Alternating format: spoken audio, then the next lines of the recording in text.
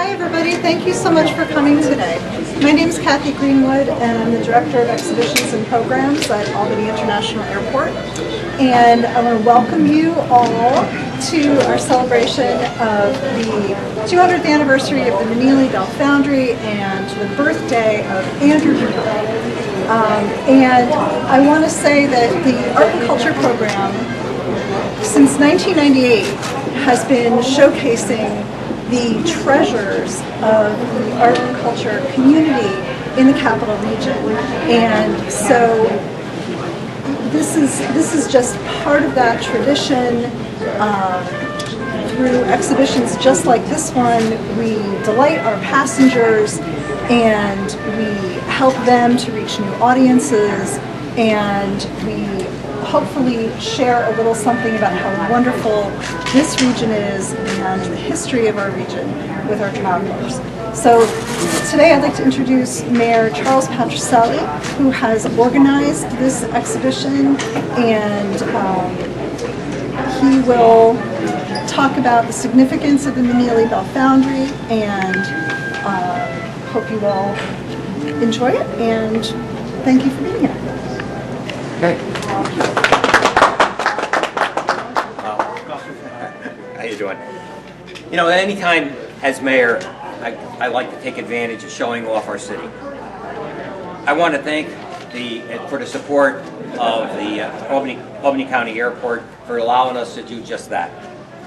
Thank you, Kathy, Matt, the Albany County Authority Board, for giving us this opportunity to share this great history, not only with our area, but with the travelers from around the world passing through this airport.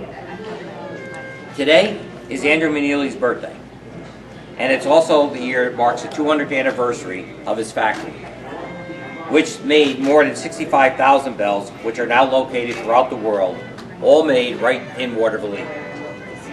We are so proud of the rich history. We want to thank and acknowledge John Rosano for his financial support, helping keeping this legacy alive through the placement of 5 bells around our city. We continue this journey today with myself, board members Bill Farr and Kathy Crudo. Now I'd like to introduce Mike Murphy to say a few words about Andrew Meneely.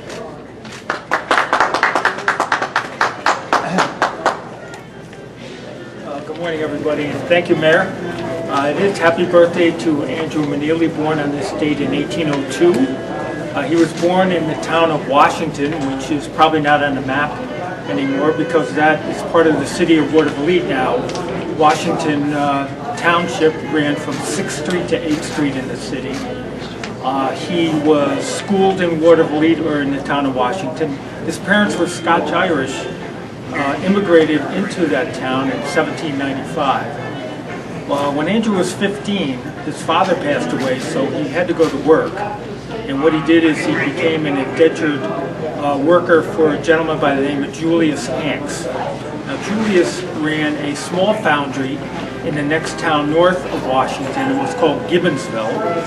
And Julius had much training in the area of running a foundry, using metallurgy and building bells and instrument equipment. And he learned from a familiar name, the Revere and Sons of Boston and Canton, Massachusetts. So Paul Revere's family had their own rolling mill and their own bell making in the city. Julius came back to Gibbonsville because his parents were still living there. And in 1823, Andrew married Julius's niece, Philomena. They had 10 children together. 6 of them survived to adulthood. And one of the most important dates is 1826 in their lives. Julius built a larger foundry in Troy across the river, and Andrew built the larger foundry in what we know now as West Troy and is part of Waterville in 1826 because the Erie Canal was built the year before and ran 2 blocks behind his factory. So it was easy transportation, and his factory was on Broad Street, which is now Broadway. The senior center and library is located now where the factory was, and there's a marker and a bell showing where the factory was. Now in 1851 was a very important year in his life also because his son, Edwin took over the business with him. So it went from Meneely and Company to Andrew Meneely and Sons. The bell making numbers grew dramatically, as well as something new called fire alarm bells. So they were very busy with engineering instruments, surveying equipment, compasses, and clocks. The sad thing is, in 1859, Andrew passed away at a very young age, 1851, very young age of 49. But he was a civic leader. He was the president of the West Troy Village from 1839 and then again in 1843. He was an elder at the North Dutch Reformed Church, which is the forerunner of the church we use now for our community center and museum. So in a very short period of time, he was an alchemist, an industrialist, a civic leader, a family man, and an inventor. So we appreciate all the good work he has done, and also some of his work is still being used today. So with that, we'll present Melinda Burns, who's the co-author of a great book, Meneely Bells in Waterville. So here we are, we have our happy birthday. I'll stand over here so you can see the bell. The Meneely bells are gorgeous. They have excellent tone and they have superb quality. Andrew Meneely said so in every single catalog that he put out. The Meneely bells are the best in the world. Made of 78% copper and 22% tin, 65,000 bells went around the world to all 50 states, to 24 countries, and to 6 continents. Andrew Meneely, or my father-in-law, Eugene Burns, wrote the book about the Meneely bells. He was a local bell historian. He spent over 70 years researching and cataloging in detail everything about the bells. He actually played. Do not leave luggage unattended. All carry-on and checked luggage is subject to search. Put here. Sorry. He actually played with 5th generation Meneely children when he grew up in Waterville himself. He cataloged everything, the bells, the chimes, and the carillons around the country to preserve the legacy of the Meneely Bell Foundry through pictures, curated data, and fascinating stories about the bells. For example, Meneely felt that his bells were great, so he sent one down to Independence Hall when we had a cracked Liberty Bell, so they could use his beautiful bell instead. Well, we didn't want to do that, and they kept the Liberty Bell, and that is still our sign of freedom. However, the Meneely Bell, when you go to Philadelphia, is still there, so you can take a look. Meneely bells can be found in churches, courthouses, fire departments, schools, and historic locations. Even last October, we found one on Swans Island in Acadia National Park. Many of the bells can also be found locally. The Waterville Historical Museum actually houses 2 Meneely bells and a chimola.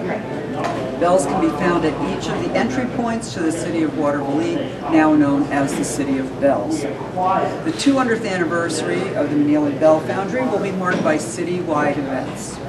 Nancy will now share with us some of the events that are planned. Thank you, Melinda.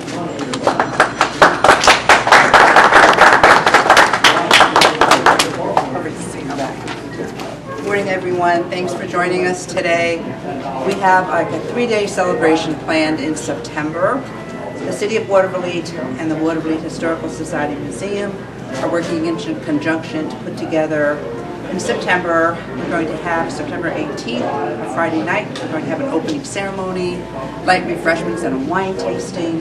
Everyone is invited to attend that. We have a couple of lectures, some great merchandise you can purchase. On September 19th, on the Saturday, we're going to have tours that are going to leave in front of the museum. Can you hear me? Okay. Thank you. We're going to be leaving in front of the museum at 9, 11, 1, and 3.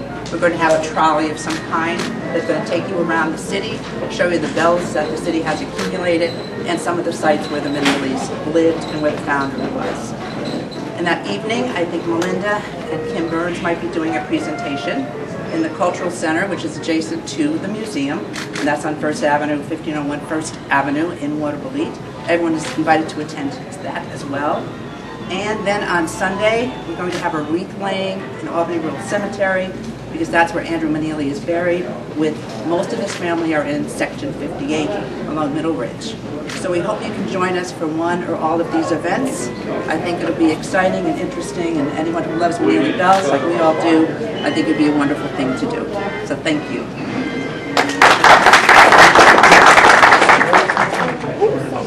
Just in recognition of Andrew Meneely's birthday today, we're going to ring the bell, and also for the 200th anniversary. So happy birthday, Andrew.